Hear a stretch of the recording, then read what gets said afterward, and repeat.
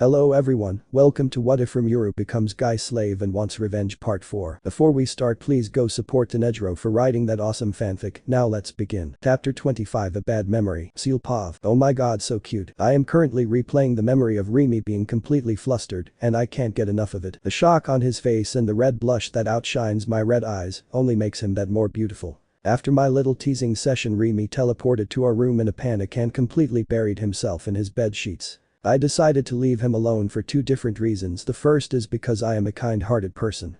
And the second, less important one, was me losing the confidence I built up. But ignoring my success, there are only 5 days left until the meeting starts. The plan is simple enough. I accompany Osamu to the meeting, helping him with the fight against Valorant. That will give Rimi a large window of time to teleport to the ice continent where he takes his revenge on Guy, and the rest will be history. So it's a shame I won't have enough time to finish Rimi's sword. After a few months of researching the birth of Orox, I got an idea on how to strengthen Rimi's sword, almost doubling its original power. The project is still in the pre-testing stages and it will take a few more months to finish. I guess it won't be too big of a problem. The sword would probably just kill Guy in one strike and destroy all the fun.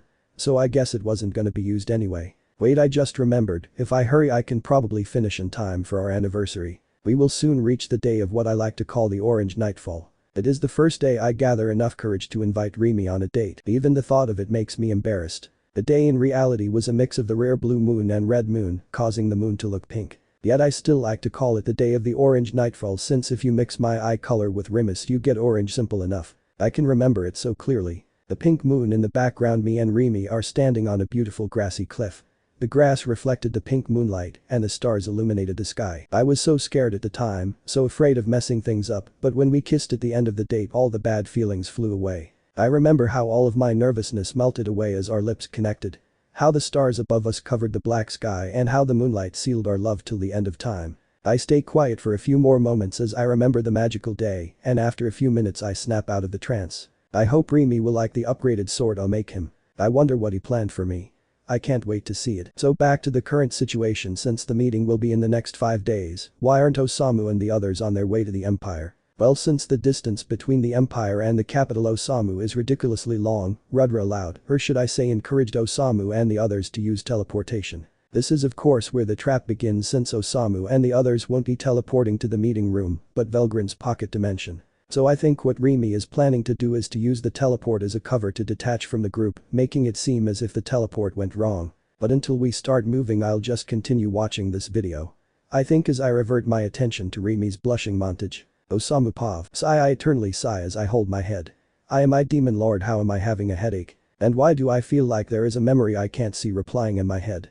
Sigh, no point thinking about it. I think as I look back at the stack of papers I was sent. I would usually only spend a total of half, maybe an hour a day doing paperwork, but this changed. Ever since I received that letter of invitation I have been buried with paperwork. The mere fact of being contacted by one of the greatest powers in the world seems to be a big deal when it comes to paperwork. I gave most of the executives a break since a lot of them wanted to train and learn their new abilities. Among them even Rimuru, whose level of a workaholic I consider to be at the same level as the demons, wanted to go train. But after a while of spending time around him, I realized he is a lot lazier than the demons. But what can I expect? The only reason why he acts as a demon and doesn't leave my side is because Guy hammered it into him. But unlike the demons, if I give him enough reassurance he goes to his subspace to do God knows what. But at least he is capable of taking a break even if he spends it in his subspace.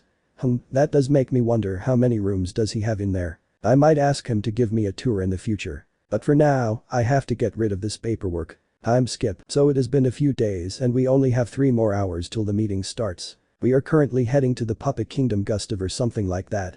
And you might be wondering, why are we going there of all places?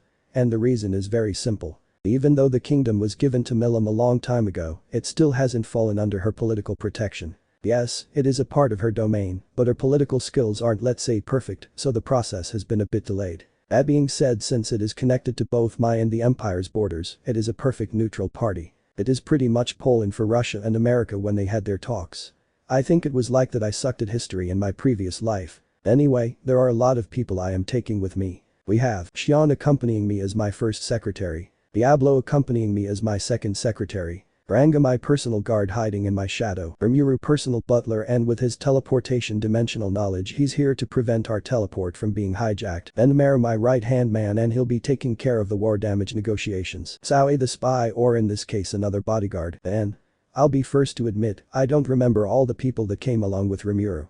They didn't use the teleport. I made this part up, but I don't know all the people who came along. And we have the demoness trio on standby, so if the need arises I can summon them using the summoner servant contract. We are now standing before the teleportation circle as Rimuru calls out my name. Lord Osamu, this magic circle has a max capacity of 6 people. There seems to have been a misunderstanding. The letter said a maximum of 7 people can be teleported. Meaning I was allowed to bring 6 other people, which I did. But it seems like one of us will be left behind. Is there no other way than to leave one of us behind? I ask Rimuru. Well, you can probably teleport on your own, and I'll cast a teleport that will attach or should I say follow your original trajectory. Answers Rimuru after a few seconds I silence. So what are the chances of you making it there? I ask. Well, if the place isn't isolated from the rest of the world by a special barrier the chances of success are 99.9%, answers Rimuru. And what is they are? I ask to get the full picture. Then complications are bound to happen. Answers Rimuru in a serious tone. Okay, if you say you can do it, then give it a try, I say giving him the green light. After a few more seconds of analyzing the circle, all of us except Rimuru step into the magic circle. You all ready? I ask. And after receiving their nods I power the circle and feel the familiar sense of teleportation. Rimuru Pav. Okay, Osamu just powered the circle. All I have to do is connect the 2 spaces and I'll be tossed to the ice continent. As the circle powers up I accelerate my thoughts and feel the familiar sensation of the rip space every teleportation needs to succeed. As I am being sucked into the rip space I think of my desired location and start teleporting to the ice continent. Starting the teleportation process. I can feel my trajectory through space changes compared to the other group. It is then as I am on the verge of teleporting that an old memory that was supposed to stay in the deepest depths of my mind resurfaces. Brutality warning. If you don't like blood, torture or violence, skip the next part. Memory flash. We can see a luscious green forest as it is brimming with the colors of nature. Birds are chirping, animals eating and monsters hunting. The fact that a live-filed forest like this exists is the same one that makes this one more believable. As any opposites we are talking about are, this one resides on the exact opposite side of the planet. There, after crossing the long and deep monster-infested waters, can we see what can truly be called the edge of nothingness. A large continent covered with snow and devoid of life. As the endless snow covers the ground, if one looks up they merely see a snowstorm spanning thousands of kilometers with no end in sight. It is in the middle of this dead place that we can see a beautiful ice castle piercing the snowstorm above. Please no more. As the cold air whistles past the balcony of the castle, a quiet voice can be heard calling for mercy. A blue-haired figure is kneeling on the ground as blood gushes from the wounds covering their body. It is at that moment when the standing red-haired figure grabs a hold of the blue one's hair and pulls him to his eye level. Any normal person would try finding support for their body, as the feeling of being picked up by the hairline isn't pleasant. But the blue figure didn't react, as every single one of his limbs merely swings from one side to the other. The same limbs used to support the body are now distorted as the bones, at least what is left of them, stick out of their limbs. What was that? Asks the red-haired figure as their voice rebounds through the castle. Please stop, pleads the blue one as blood spills from their mouth hitting the floor below. Oh, don't worry, I'm just about done with you. Answers the red-haired one as a smile flashes across their lips. The blue one looks up with a hopeful face, only to see a sadistic smile mixed with anger and amusement. But before I do, don't you ever order me again, the red one screams as he lets go of the blue one's hair, hammering his head into the floor, face first covering the transparent ice with blood. As the blue one tries to raise their face from the pool of blood, the red one steps on its head, pushing it back down. Now then, let me get one thing straight. The red one says as he kneels down and grabs the blue one's hair. He then lifts their blood-covered face and continues. You will never question me again. Got that? The res one asks. The blue one tries to respond but can only groan in pain as he feels his bones impaling every single organ in his body. I asked you a question, didn't I? The red one screamed as he effortlessly throws the blue one into the wall, painting it red. Gasp of C gasp course, the blue one responds as he gasps for air his body doesn't need but still craves. Sigh, you made a big mess with your blood, make sure you clean it with your tongue when you can move again.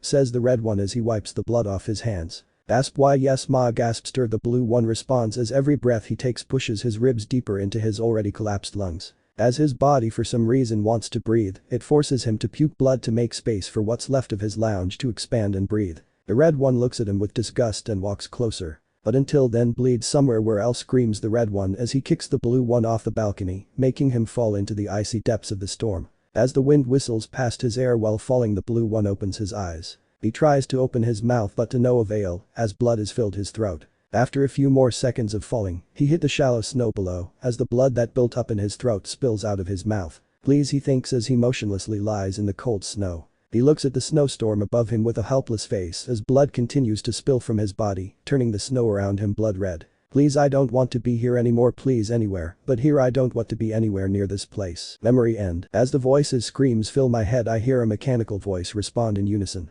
Will has been confirmed. Teleporting the individual Rimuru to the coordinates. 23 degrees south and 81 degrees east. I then feel my position changes as the mechanical voice rings in my head. Successful, current altitude 9250 meters. As the voice quiets down, I look around in awe.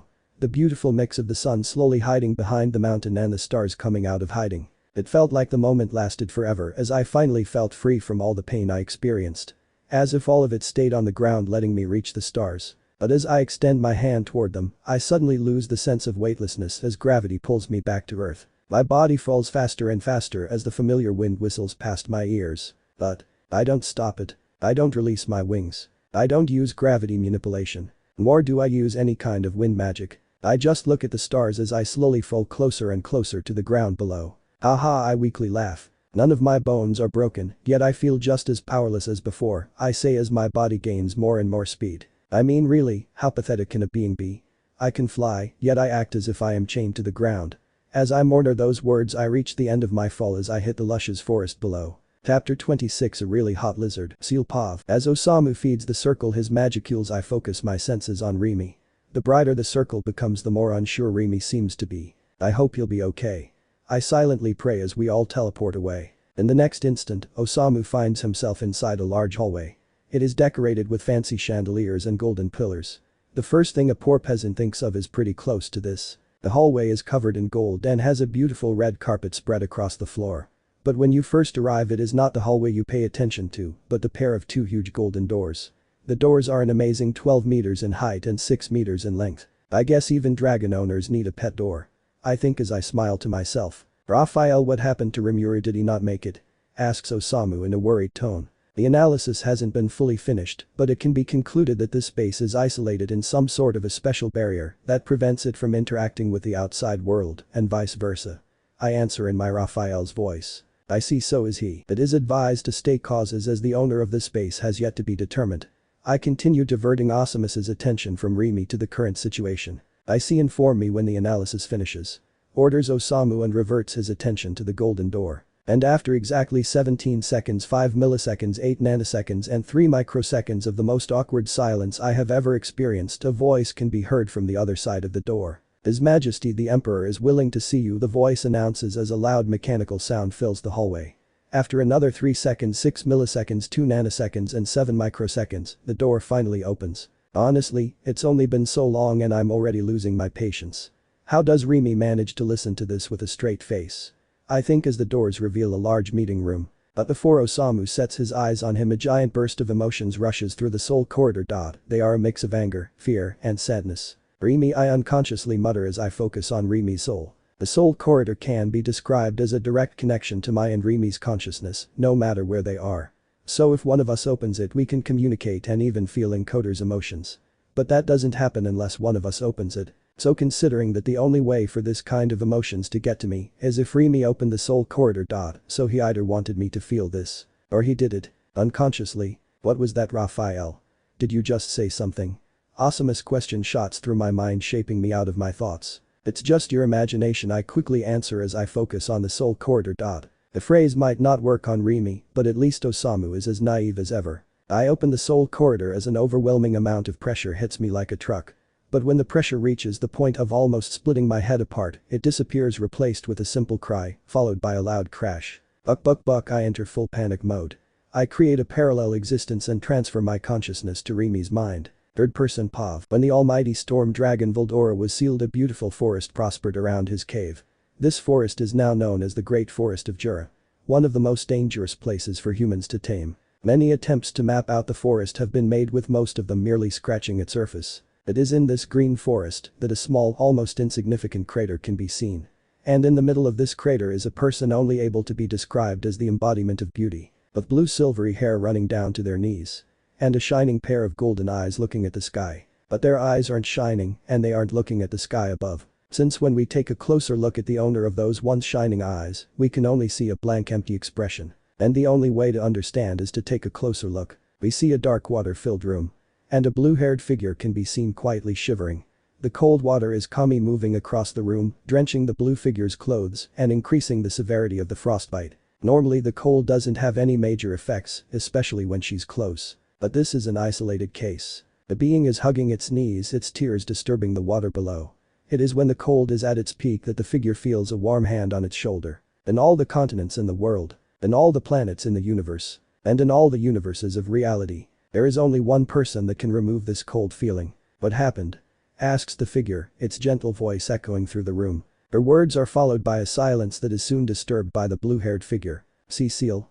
A quiet cry can be heard escaping the blue one's mouth as his eyes stay fixated on the ground. Yes, Remy. It's me. She reassures as she hugs him, hoping to share some of her body heat. They stayed like that for a moment that seems to last for an eternity until the blue one speaks again. Cecile, can you promise me something? He asks with tears covering his face. Anything you want, I'll make it happen, Cecile answers in a comforting tone as she lets him lean on her shoulder. Do why you promise to Rimuru starts but stops midway, scared to burden his partner with such a promise. Seeing he is unsure of himself, she kneels in front of him, giving him a comforting look. Remy, no Rimuru, I swear on my existence, she starts as she lifts up his head and wipes off her partner's tears-covered cheeks. That no matter how deep you fall, I'll always be there to pull you back out. As she says this, she leans forward and kisses him. The blue one looks surprised but soon melts into the kiss as he stops shivering. After a few moments, he slowly pulls away and continues speaking. Do you promise? Rimuru asks with hopeful eyes. Seeing this, Cecile smiles and answers. Promise. As those words are spoken, the cold water washes away, giving the two some time alone. Cecile, it's getting worse. I think, as I gently pat Remy's head. It's been an hour and he fell asleep right after he calmed down. I mean, he is supposed to be fighting guy, but instead, he is quietly sleeping on my lap. If things stay like this, he'll never be able to move on. I'll hate myself for it, but I have no other options. But before I can finish my thought, I hear an arrogant voice outside Remy's body. Is this the blue demon Velzard always brags about? This might just be my lucky day. The arrogant voice cheers. Shit, Remy is in no condition to go back out there. I think as I create another parallel existence and leave Remy in her hands. After I make sure Remy is okay, I take control of his body and find myself in a crater his foe created. I use gravity manipulation and levitate myself to the level of my soon-to-be opponent. Rimuru was it. You should be honored. A true dragon, remembering your worthless name is the highest honor a demon like you can achieve. Says the person I know as Velgrand. You know, if you are willing to ditch my sister and become my lapdog, I think I'm willing to keep you in one piece. Continues Velgrand, unaware she is nearly adding fuel to the fire. Oh, how I want to tear off one of her arms and shove it down her throat. Or imprison her in her dragon form, tearing off her scales one by one, treating her like a chicken. No, focus, Cecile, focus. I think of the worst ways to punish her but quickly stop myself. Remy is in a bad state of mind, so you have to stay calm. The plan has gone way off the rails, so keep it together or Remy won't get another chance. I think, calming myself down and looking back at the disgusting lizard in front of me. I believe I have to decline your offer. You see, I already have a master, I answer in a surprisingly calm way. Oh, what a shame. And here I thought you'll make this easy. But seeing as you're one of those crafty little bugs, I'll probably use more time than I'd like to. As she finishes, a bright light appears next to her, slowly morphing into another Velgrand. Parallel existence, eh? If that is the best copy a true dragon like her can make, I am not impressed. I think, as a smile escapes my lips. What are you smiling about? And you go and teach my little brother some makers. Velgrand asks as she orders her parallel existence. Well, I just have to wait until Osamu joins the fight. With my help, he'll defeat Velgrand and save his sworn brother. And when Remy wakes up, we'll go from there. But until that happens, I'll play the underdog. Osamu Pav. So the negotiations went well. Rudra just accepted all the war damage cost and simply nodded the whole meeting. The Empire is supposed to be a prideful country, yet they just accepted their defeat. There is also another thing that is bothering me. Ever since we entered this place, Rudra seemed distant. I don't know how to describe it. So Osamu, how secure do you think your domain is? Asks Rudra, shaping me out of my thoughts. Did he just want to start a conversation like we are friends? Like my guy, we just negotiated for 2 whole hours about the war damages you caused. I think trying to understand his thinking process. I don't think my country's security is something I'd discuss with the likes of you, I say in a cold tone. Point taken, point taken. But you wouldn't mind if we took a look. As those words leave his mouth, a big virtual screen appeared in the middle of the table. I watch in shock as a battle of a lifetime unfolds in front of my eyes. There on the screen, we can see a half-destroyed labyrinth with 2 dragons fighting above it. As fuel to the destruction, there is another fight happening not far away from the capital, including Rimuru and a pretty hot blue-haired woman. What is the meaning of this? I scream, looking at Rudra. Calm down, there is no need for any more fighting. Calm down and have a sit, answers Rudra with a smug smile on his face. I calm down with the help of Raphael and sit back down. Time skip. The fighting has been going on for a while, but I'm not that concerned. Vildora has grown a lot, and everybody can see that Velgrin didn't anticipate any kind of growth, so they have an even match. And Rimuru certainly isn't having the best time in the world, but he's managing it quite well. But it is then that I notice a large group of airships entering the battlefield. I focus on the biggest one and see Rudra, but he is right here, I think, as another person appears on top of the airship and points their gun at Vildora. Are they stupid or something?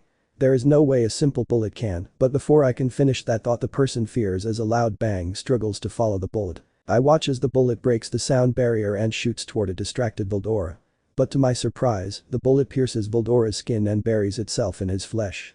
Suddenly the bullet releases a large amount of energy that quickly spreads across Vildora's body. As the energy spread, Vildora began to suffer pain. Normally, his wounds would recover immediately, but this moment was fatal. I look at the people on the airship in shock as Rudra, in the image screen, held out his hand toward Vildora. Let me tell you something. This is called the Regalia Dominion. An absolute power over all who possess a will. Not even the true dragon race can escape my dominion. My attention switches between the Rudra in front of me and the Rudra on the screen, as they both say the same thing in unison. After they finish, the Rudra in front of me slowly fades away.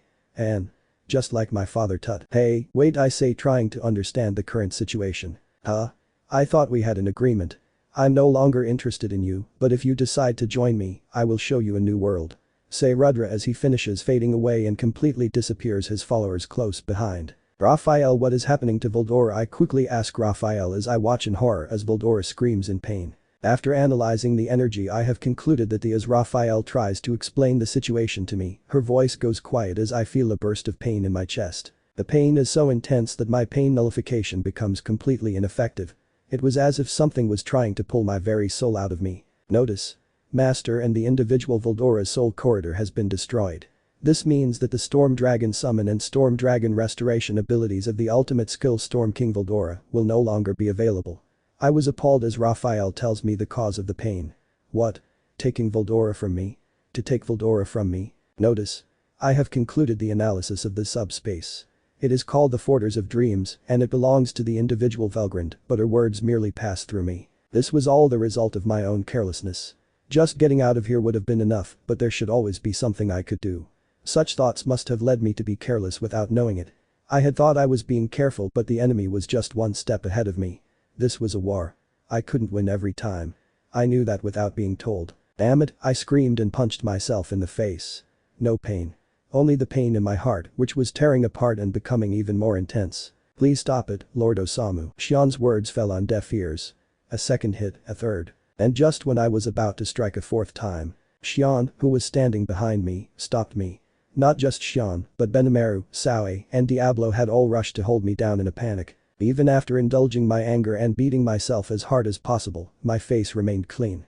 Before even Xian and Benimaru could react, Wisdom King Raphael-san had activated self-defense. And that serves as a reminder that everyone is watching over me. I can't lose myself in anger. At least not yet. Chapter 27 Uneasiness. Silpov. So yes, I am supposed to be struggling with this fight, since Rimi is supposed to be on a level of a primordial demon and all that. But anyone who insults Rimi in my presence will feel pain. So if it can't be physical, I'll find a way to insult this classroom pet's pride. Keep up the good work. If you continue like this, you'll be able to light up a candle in no time, I scream as I dodge a barrage of tier 3 fireballs.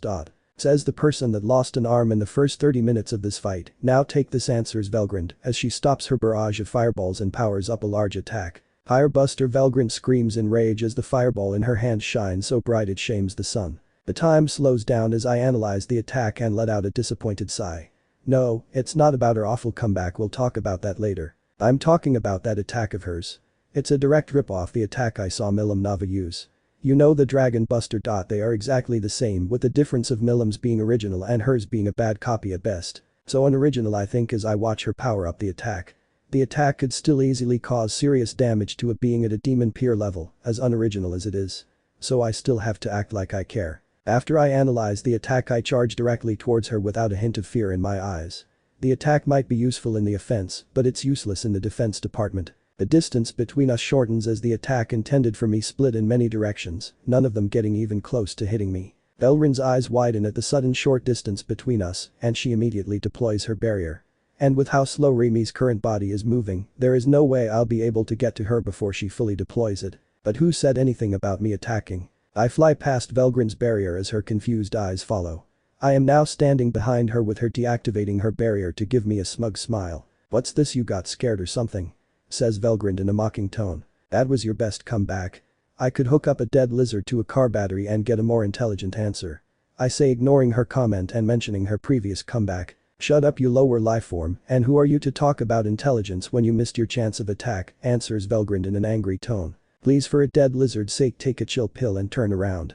I calmly comment as her angry face turns to one of confusion. She then turns around and is met with several expositions to her face as the firebuster never stopped following me. Then being hit with an attack enforced by her own ultimate skill and being off guard while doing so leads to Valgren's face kissing the ground below. "You feeling okay? We can change your car battery if it got too damaged." I ask with a grin plastered across my face. I guess I'll call this a victory. But still, Rimi isn't supposed to be this strong, so I'll give her a free hit on this one. As that thought crosses my mind, I close my eyes as Valgren lunges toward me out of the smoke, her face distorted by pure rage and anger. She materializes a sword and stabs me tough the shoulder of my cut-off arm and slashes directly from the shoulder to Rimi's lower hip, directly cutting through my ribs. "Asp, you were a tougher cookie than I thought you would be," gasped Odd. "If that brother of mine didn't take so much effort to subdue, I could have finished you quicker," gasped Odd, "but this is the best I can do right now." Valgren says while gasping as her sword disperses into Magicules, her parallel existence following not long after. "I know I sustained fatal damage here, right? Bullying her was fun, but I guess things can't last forever." I think as I act as if I'm concerned about my wounds for the camera watching me. "I'll copy Rimi on this one." I think as the body I borrowed falls to the ground, creating a crater below. I hope Rimi's okay. And I wonder how Osamu is doing. I think as I close my eyes. Back with Osamu, Seal's parallel existence POV. I have a bad feeling about this, I think, as a shiver runs down my non-existent spine. Osamu has gone completely off rails and has just named the demons trio, allowing them to rampage as much as they like. But it's not his actions that give me a bad feeling, it's something else. Ever since Osamu got lost in his rage, something took over. I feel as if another person is sharing Osamu's soul with me.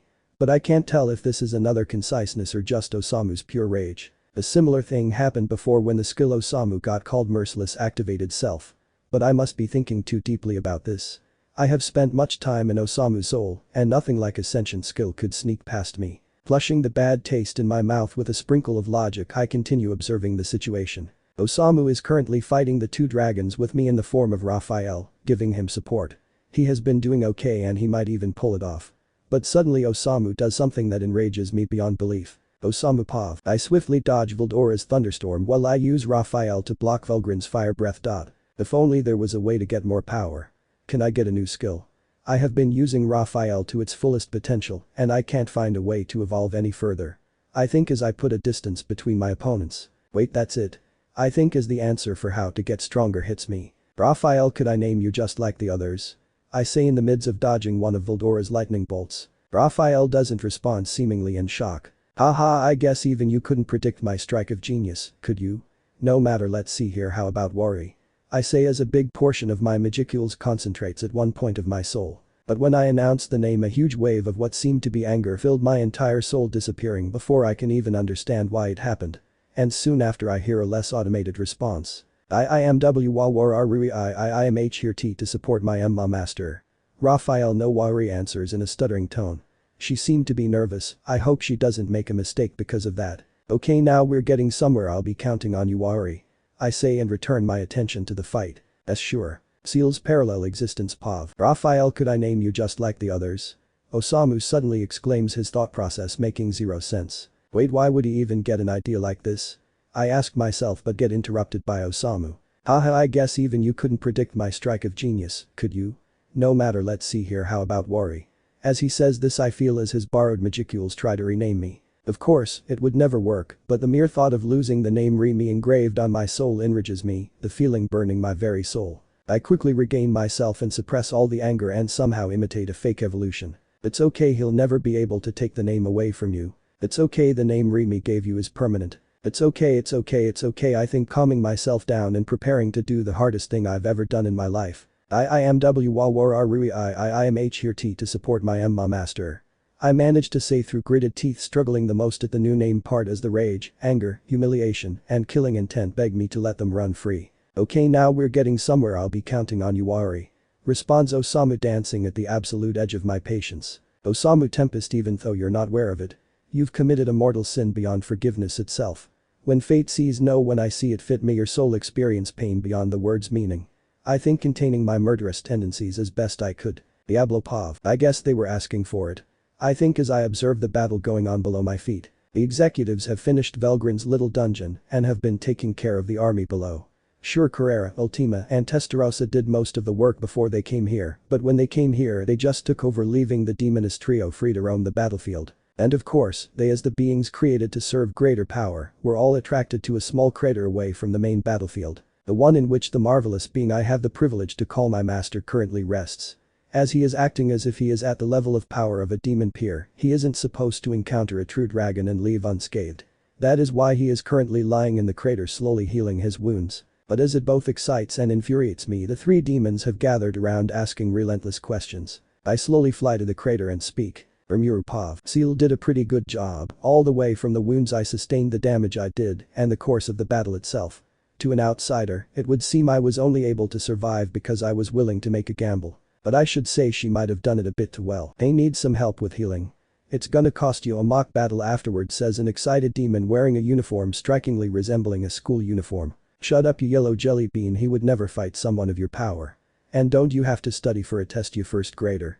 Answers the second one wearing the same uniform. Hey, who are you to talk about size? If I'm a jelly bean you're an ant, the yellow one responds, but their voices are overridden by a whisper in my ear. Don't pay attention to those children, I can heal you free of charge, whispers a mature woman very similar to an overaware AI I love and know. But suddenly they all jump up at the presence of another demon. He slowly levitates to the ground, monopolizing all the attention as he speaks. My lord, the surveillance of this area is currently inactive and no one is close enough to witness anything.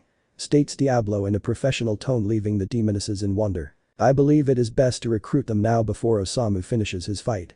Finishes Diablo. Ooh, what do you mean, scream the demoness trio all at once. But they all fall silent after I slowly gravitate from the ground, instantly healing the wounds even an ultimate skill user might have a bad time with. I gently land on the ground, brushing the dust off my clothing and snapping the three out of their trance-like state. Diablo Rimuru, what is the meaning of this? The three ask while getting into their battle position. Third prone Pav. A being of higher existence stands before you yet you try to fight it. How intriguing. Says Diablo, giving the three an interested look. Diablo, did you betray Lord Osamu? Asks Guerrera and Ultima, ready for a fight but still confused. But that doesn't make sense unless it's. Testarossa mumbles as she analyzes Rimuru for the fifth time. After a few seconds of tense silence, Testarossa shows a surprised face of realization and drops to her knees, visible sweat running down her beautiful face. I apologize for my incompetence, my lord. For me to take so long to realize the truth is but a sin of the highest level.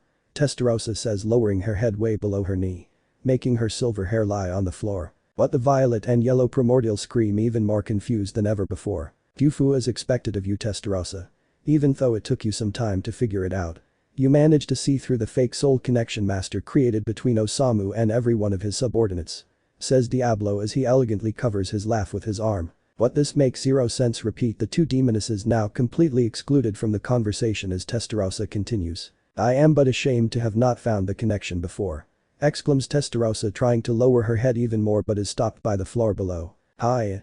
What is happening? Another confused sound escapes the two demonesses' mouths as the situation looks even weirder than chickens singing or women voting. You've been kneeling on the ground long enough, stand up. And you two stop sounding like a squishy dog toy. Suddenly Rimuru speaks up with absolute authority in his voice. The two demonesses can only bleep out a confused sound as none of the words could leave their mouth. It is as if the command came from their very souls. A connection that only the master summoner could use to command or call their demons. What that could only mean, the yellow primordial thinks as she soundlessly looks at Testarossa stand up. If Testarossa listens and begs for his mercy, thinks the violet primordial. And if Diablo stopped using honorifics for Osamu, continues the yellow primordial, their minds perfectly in sync. Then that means it is unknown if it was their similar nature, height or cuteness, but they somehow understood the situation in the exact amount of time. They both drop to their knees begging for forgiveness for a few more minutes until Rimuru finally calms them down. And that is how Osamu lost complete control over his most powerful military force in a matter of minutes. Chapter 28. I'll make it right, Rimuru Pav. So it took some time, but the demonist trio is finally on the same page. And are all, including Diablo, currently kneeling before me. I said I'll rename them since the magicules that go from me to Seal to Osamu and then to them aren't as good as being named directly. Diablo is here since I haven't found the time to rename him, so since I'll be renaming the demonist trio, why not him too? Seal, you there? I ask, already knowing the answer. Never left. Seal answers in an excited tone. Okay then, get ready to suppress the voice of the world. I say as I return my attention to the demons. Okay, so from left to right, you'll be Ultima, Guerrera, Testarossa and Diablo, I say as I feel the magicules I lost fill back up in seconds. This nihility reactor return null sure is useful. And even though I could give them new names, the ones Osamu gave them are just fine, right? Rimuru asks a certain group of readers. Notice. Evolving the individuals into the race. Warning. The previous notice has been hijacked by the individual. Warning. Activating the safety protocol failed. Notice. The individual is forcefully reloading the system. Notice. Reloading the safety protocol failed. Notice. Reloading the information files failed. Notice. Reloading the individual files failed. Notice. Reloading the information about the world barrier access denied to both parties. Notice. Reloading the backup world systems failed. Notice.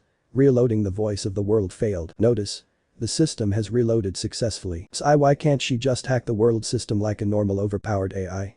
I think as I mentally sigh. I'm done, I hear Seal exclaim in an excited tone. You have to show off. I ask my overachieving partner. So sometimes the world just isn't capable of appreciating a talented woman. Seal replies with a pout. You know, no one except me and the demons heard that, right? I ask in a confused tone. You're as slow as ever, Remy. When I said the world, I meant you, since you are my world 3. Suddenly a heavy wave of silence enveloped my entire being. Every single skill, emotion, memory, and turn null particle. Did she really just hack the system created by God, neutralize the safety protocol, force it to reload every single one of its systems, making every one of those systems fail, while leaving no evidence behind just for a corny pickup line? I eternally scream, breaking the silence in my soul. Did you like it?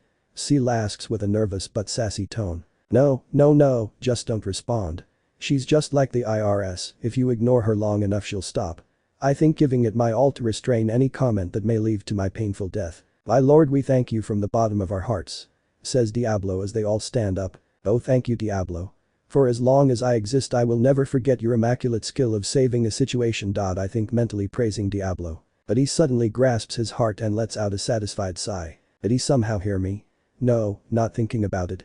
I think brushing him aside the same way I did Seal. Okay, since we are finished here, go back and play your roles as awesome subordinates. I order the newly renamed black numbers. The demons trio quickly spreads out Guerrera and Violet, closing in on a yet-to-be-destroyed army, while Testarossa teleports to one of the still-standing battleships. But unlike the rest, Diablo just stands there looking at me with hopeful eyes. I give him a weird look, and with a hint of tears in his eyes, he leaves in the direction of Awesome's fight. Seal, do you have anything to do at the moment? I ask, hoping the awkward atmosphere washed away. No, not really.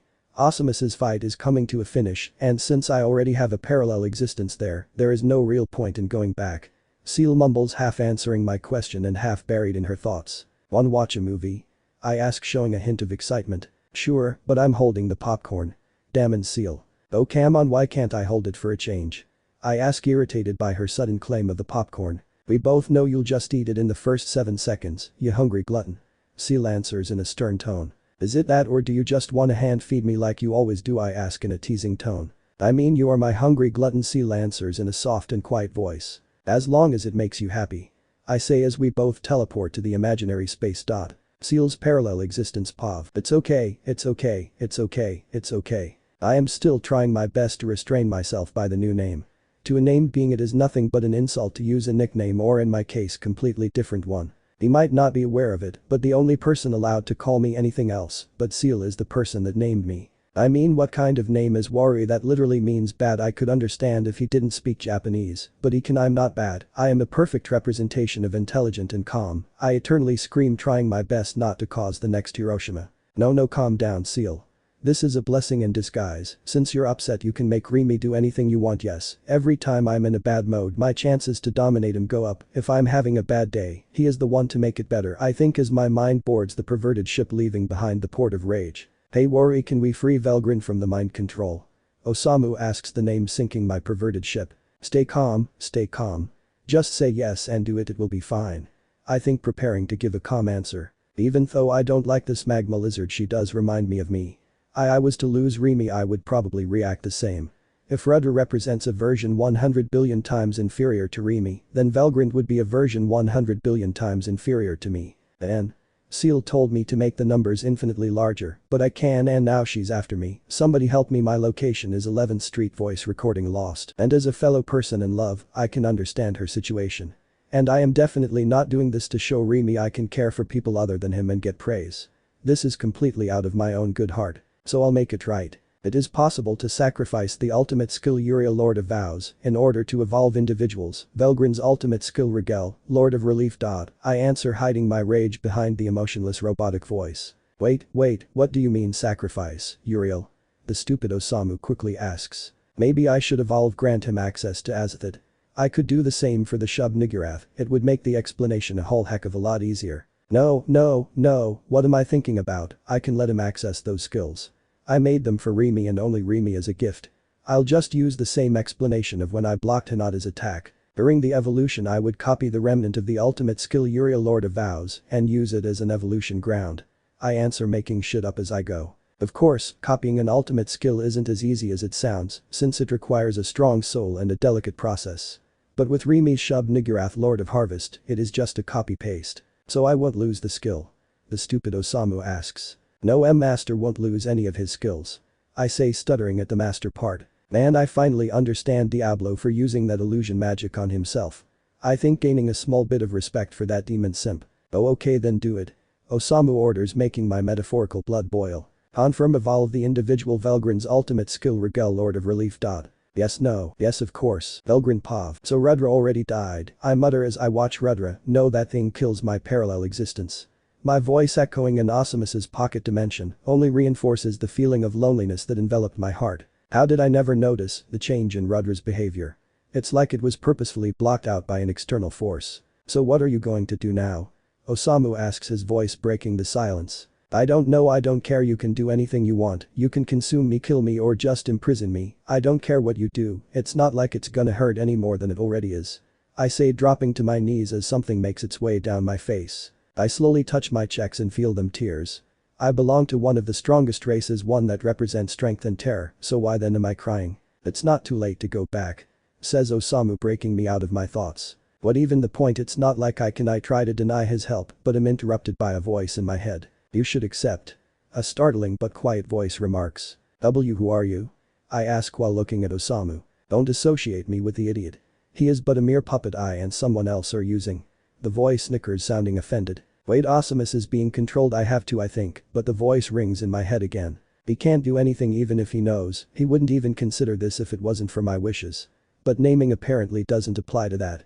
The voice continues, quickly adding the last remark. But she's right, Osamu didn't do anything for me, but this voice, it can, I think, as a small sparkle of hope reignites. You said Osamu couldn't do anything, does that mean you can? I ask, my words full of hope. Yes, I can. I can remove the mind control and evolve your skill to be able to traverse the universes. If you are truly determined, you have a chance of finding the one you love. The voice promises, making my eyes light up with hope. But what do you get out of this? Is there any benefit you may gain? I ask the voice. I and my partner merely want to make things right. The voice responds with a sudden warmth to it. Your partner, you say? I think as I look over my options. I accept. As I give my permission, I feel the skill I have honed for years dissolve into unknowable information. Notice. Evolving the ultimate skill Rigel, Lord of Relief, into the Cthulhu, Lord of Flame, God successful. I can feel it, the connection between me and Rudra, it's getting stronger, it's like he's calling to me. This world has been covert with a barrier preventing anyone to go in and out. Previously the only individuals able to cross the world barrier were the rare souls entering it known as the Otherworlders.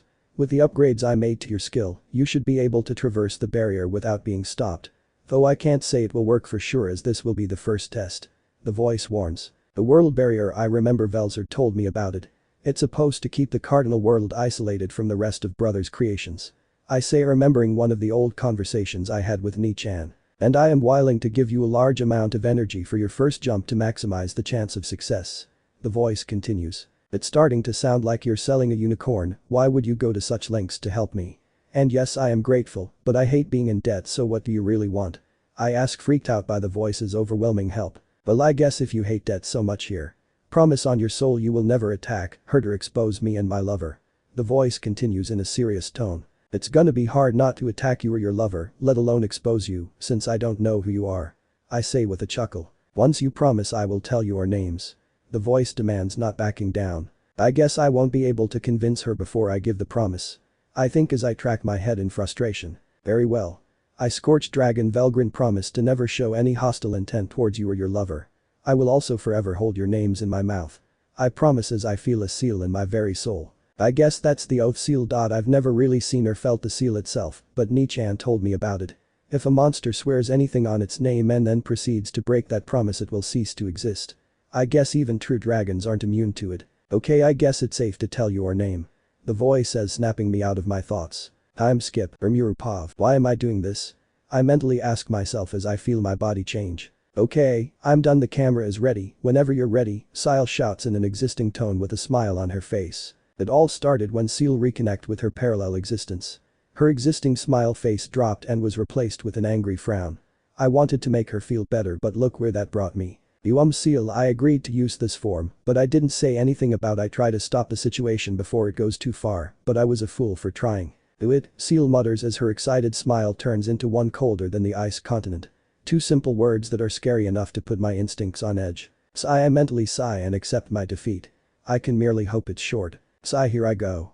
I think as I prepare for the worst thing she ever made me do. I take a deep breath, stealing every single part of my pride and showing it to the deepest parts of my soul. I say in the most girlish sound I can muster as I put on the sweetest smile I have, hoping to please her on the first try, making it quick.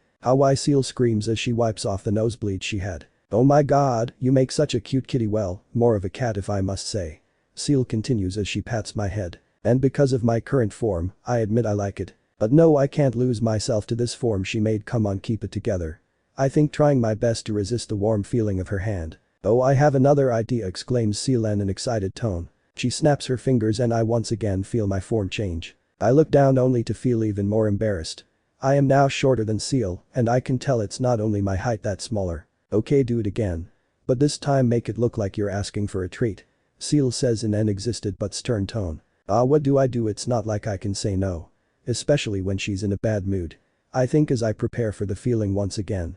That tight feeling as my ego and confidence fade away, never to be seen again. Seal screams at the top of her lungs as she almost falls backward. I can only respond with a blush on my face.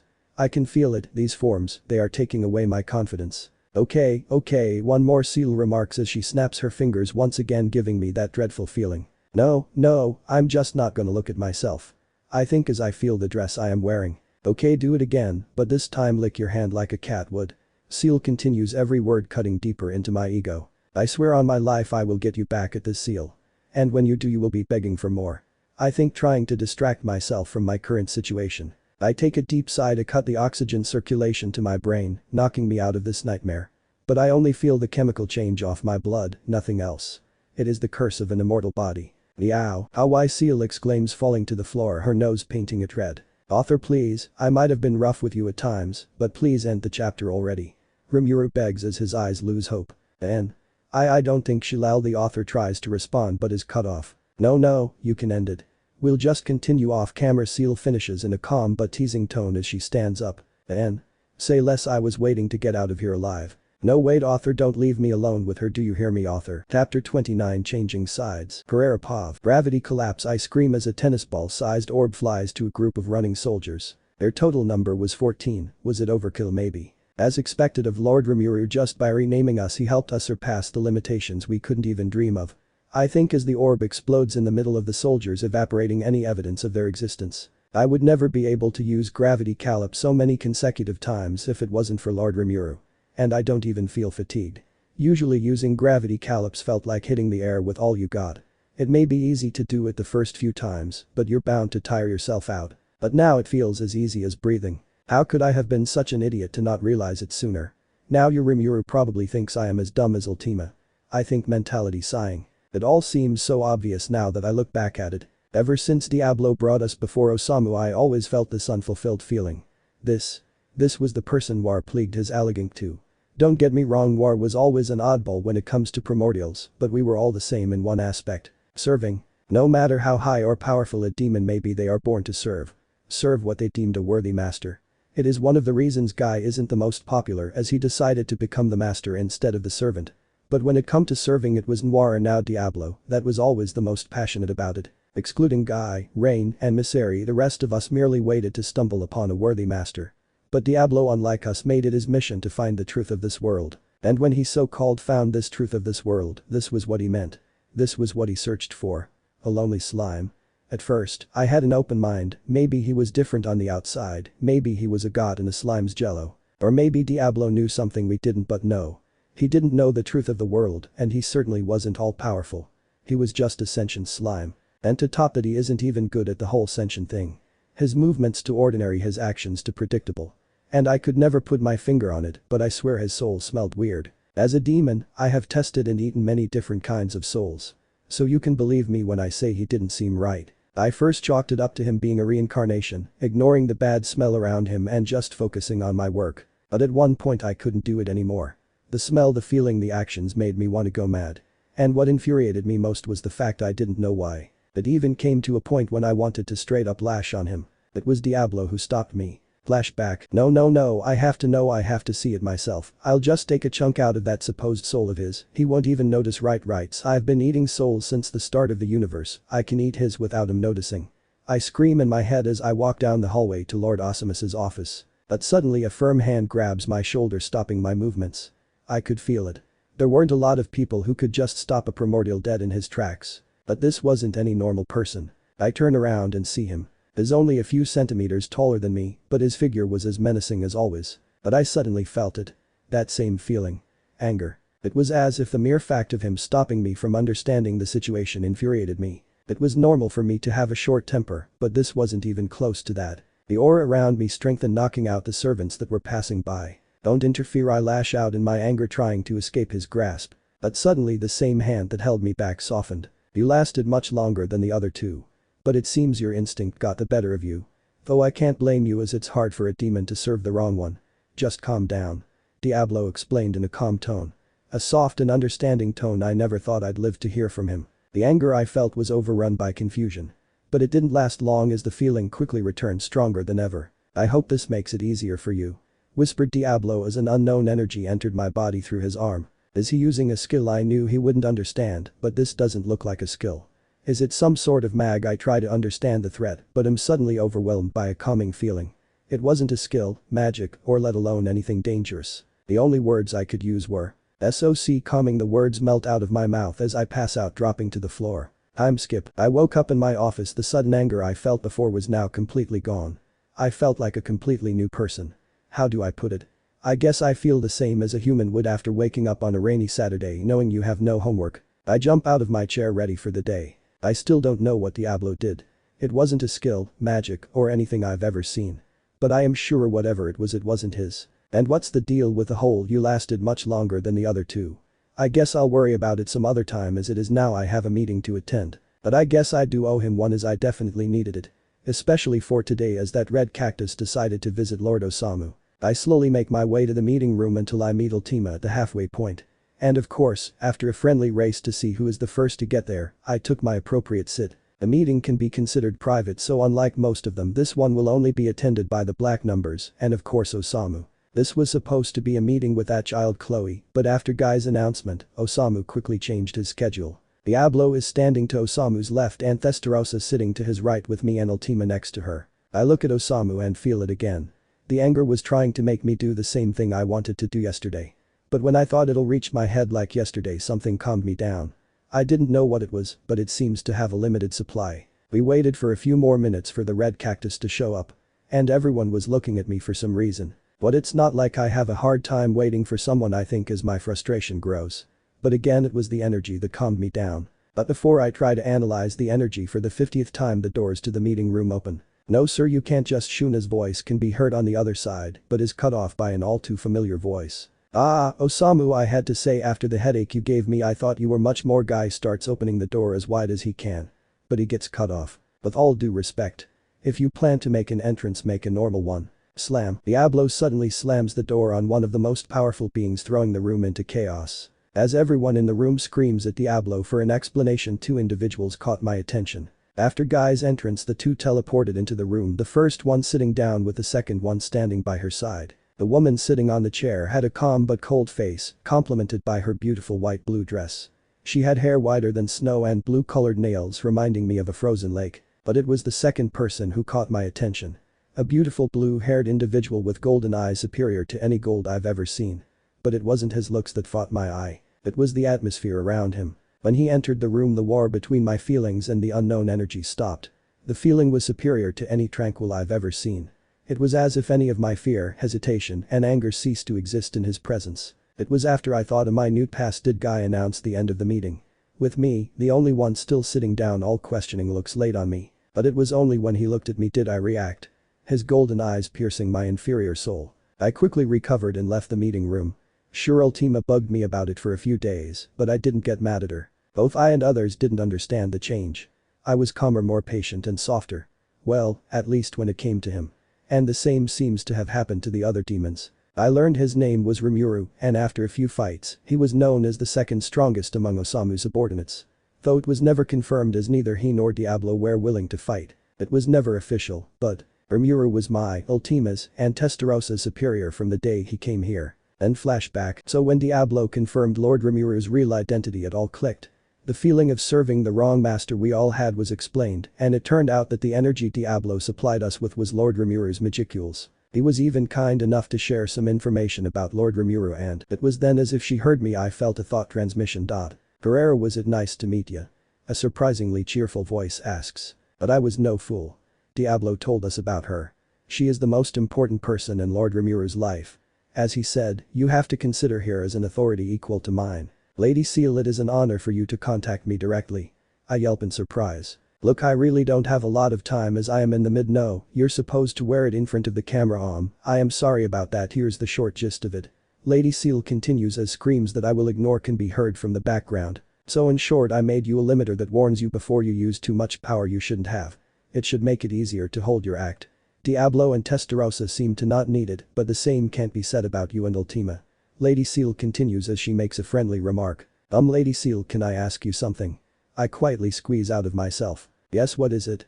Lady Seal asks, seemingly happy I called her lady. I was wondering what made you assume I had trouble hiding my power. I sheepishly ask, only to be met with silence. And only after a few seconds of pure silence does Lady Seal respond. Guerrera, how many times after Remy renamed you did you fire your gravity collapse? Lady Seal asks in a dumbfounded voice. Well, I didn't do it that much. There was the one for the group of cowards, the one for the commander, one for Ultima who was annoying me, one for that mountain that got in my way. My voice gets quieter and quieter as the number of gravity collapse I used increases. I apologize for my insolence. I swear it will never happen again. I quickly apologize as I try to kneel in front of someone that is inside my head. Well, at least you realized it before the purple one.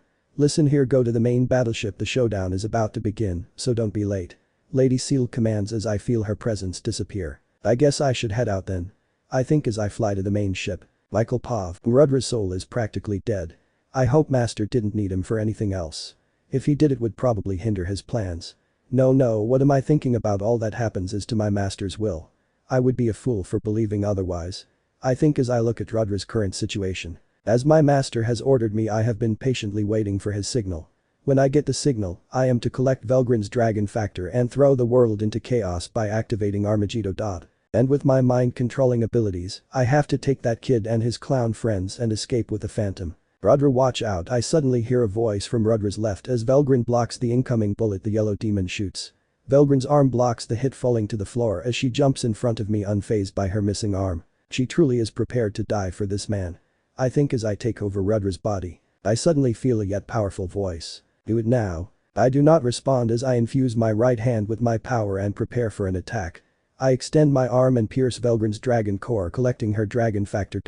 Velgrin doesn't even have time to realize what happened before her parallel existence completely disappears. Thank you Velgrin, your sacrifice won't be in vain, I mutter as I store Velgrin's dragon factor. It is only after Velgrin's parallel existence disappears do I feel a familiar presence. The world stops as someone activates my thought acceleration and a familiar voice echoes in my mind. I demand a small portion of that energy. I had analyzed her skills, so I only have the dragon factor left. A stern but interested tone demands. Of course Lady Seal, it is a pleasure to be of use to you. I replay, granting Lady Seal access to the energy. Well, ignoring the fact she didn't need the access in the first place. I feel the part of the energy disappears as Lady Seal's presence disappears. Time goes back to normal as the yellow demon shoots another 2 bullets. I stay unfazed as the bullets, traveling at near light speed, disappear when coming in contact with my castle guard. It is then that I feel a distortion of space and see a familiar figure. So you're Michael, right? If so, am I right to assume you're the one responsible for this? A dark blue-haired boy asks. And Osamu looks like a 15-16 years old. And what if I am? I answer while releasing my domination hockey. Osamu Tempest. Chapter 30 Armageddon. Osamu Pav. And what if I am? Osamu Tempest, Michael answers as he releases his hockey. Is quite powerful. I think as I look around the airship. The pressure here releases slowed down the molecules in the air, slowing the airship to a near dropping point. As the airship slowly makes its way across the battlefield, its control room falls silent, awaiting its demise. The air whistles past the airship's wings while its abandoned controls loudly creak, slowly turning the ship with the wind. The next second I close the distance and infuse my katana with a large amount of energy. I swing from above, aiming to cut Michael clean in half. But just when my blade got close to his face, I hit something, sending me back a few meters. I prepare my sword for a second strike and analyze him for the 16th time. I don't know what I hit. I was about half a meter away from him and seemingly indestructible. The force I put in my swing was enough to cut this battlefield clean in half, so what is he using to block it? It can be deduced that the individual Michael is using the sub-skill Castle Guard. A perfect defense type ability that negates any kind of damage. It is powered by. Wait, you're telling me he can just block any type of attack, even one infused with an ultimate skill? That's way too OP, I scream, completely losing my cool. That's what I said, answers Wari in what seemed to be an angered tone. Now that I evolved into a true dragon, I thought this was gonna be easy. I eternally cry as I feel pity for myself. No matter, keep analyzing that barrier until you prepared an attack that will work. I order, locking my eyes with Michael's. He sprouts an eerie grin and starts talking. So you already ran out of ideas? Well, I can't blame you. Slimes aren't well known for their strategies.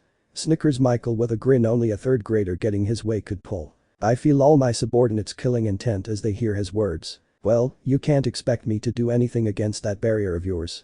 Do you? I answer, simply buying time for Wari to come up with something. As I say this, I sense another presence near Michael. And seeing your friend there didn't move either. You two seem to be quite confident in that barrier of yours, I answer with a smile. Well, seems like you're not a complete idiot, Michael replies as he turns towards the second presence. You done? Michael asks as the presence reveals itself. The presence is a male in his 20s with blonde spiky hair, wearing a bright red overcoat. His shoulders are highlighted with gold, with the inside of the overcoat colored pitch black. He is wearing high white bots whose soles are completely golden with 2 small spikes at the end of each one. And I got so much better at this. Yup, I did my part. We can leave whenever you're ready. The figure answers in a dry voice. Well, at least someone knows how to do their job. Very well, we are leaving. Michael responds as he turns towards us. It was nice to meet you, but I don't have time to play with you kids. But don't you worry, we'll probably meet again. As Michael says those words, he raises his hand as a large number of energy accumulates in his fingertip. Come forth Armageddon. As those words are spoken, the sky splits in two as an army of angels beyond counting ascends to their creator's creations. Michael lightly falls back but is caught by the blonde-haired individual, allowing him to regain his balance as a smile sprouts across his face as he continues. Please do take care of yourself. Michael teases as he and the blonde-haired individual vanish. Worry, what is going on? I ask as the airship plummets to the ground. It has been concluded that the individual Worry tries to explain, but I quickly interrupt. And please make it short. I interrupt, stopping her from giving me a long complicated explanation. So I, Michael, use the sub-skill Armageddon, or the army of angels. The total number of angels that have ascended upon the cardinal world isn't even close to the real number, but it is a sizable army that will pose a greater threat to a human nation.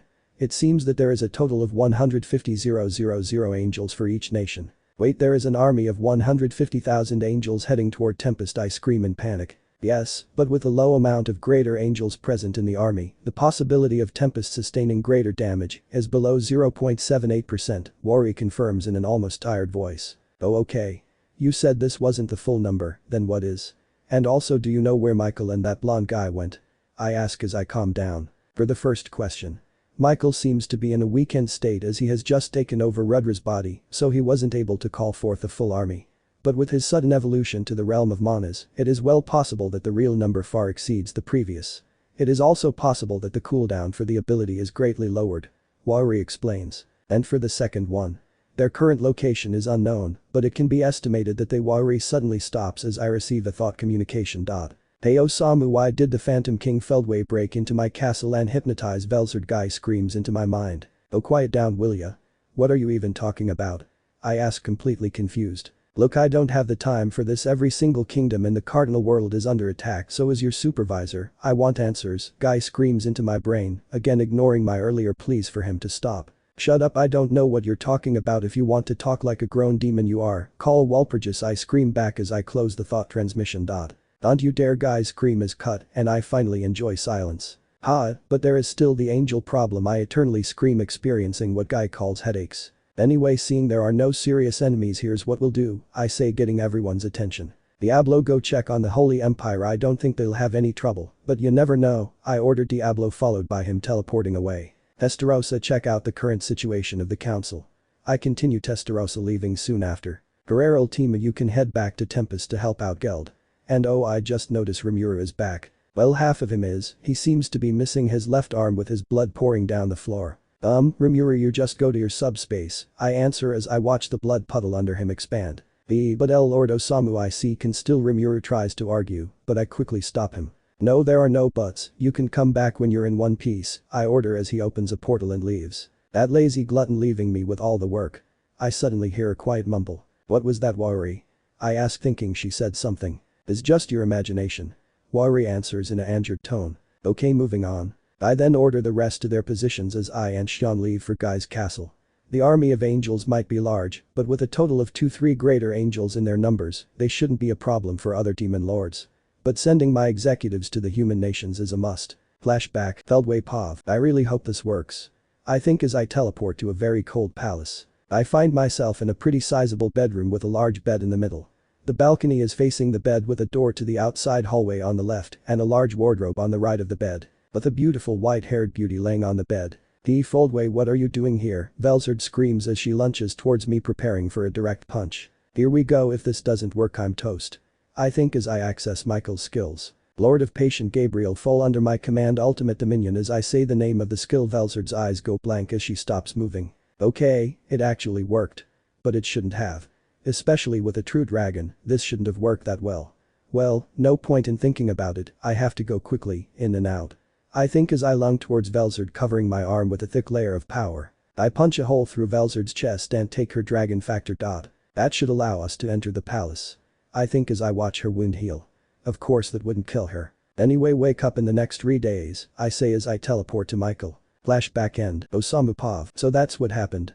I ask as I take mental notes of the situation. What do you, so that's what happened?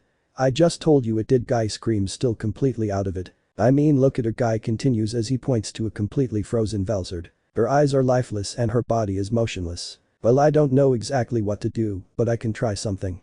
I think as I turn back to Wari. Yo Wari, is there a way to unfreeze Velzard? Seal Pav. Yo Wari, is there a way to unfreeze Velzard? There he goes with the name again. Oh, I swear if I haven't been having such a blast looking at this, I would just end it here. I think as Osamu asks a question. But it's a good question, what should I do? I've been so occupied laughing at the red cactus's situation that I forgot what I should do. I am leaving Guy completely to Remy, but what to do with Velzard? What to do? Well, she never directly hurt Remy, as a matter of fact, she even stopped Guy from from that. And considering Guy has feelings for her, she should definitely stay in the game. And since she won't get in the way during the battle, since we have him, sorry Velzard, but also not sorry. I'm staying neutral. Negative, the individual Velzard is under the effects of the skill Ultimate Dominion. As she has a high resistance to any kind of tampering, it would be impossible to hide the effects from her. I answer. I see. Osamu answers as he turns back to the red cactus. Sorry, I can't do anything. And seeing it isn't pertinent, she'll probably unfreeze in a couple of days. Now if you excuse me, I have human countries to take care of. Osamu answers as he and Sean teleport away. No wait, you guy tries to scream one more time, but is quickly cut off by the teleport. He'll probably bring this up at the meeting. Well, the future problems are for the future me. Osamu grumbles as he sits in his seat. Well, the day of reckoning is closing in. Come on Seal, you can do this, you might have to force him, but Rimi can take it. I just have to be there for him. I think as I look at Rimi through our soul corridor. Yufu, he's already fast asleep with the rocks. I think as I look at the two trying to figure out which one is cuter. I'll do it. If forcing myself to do this ensures Rimi's best intentions, I'll do it. I will hate myself for it, but I'm willing to bear that burden. I think my determination growing as I look at Rimi's smile. I'll protect you. Even if it costs me my life. Let me know in the comments below if you guys want the next part. Also check out my other video that has been shown and left. Thank you for watching. If you enjoyed this video, please like and share this video. And have a fantastic day. Bye.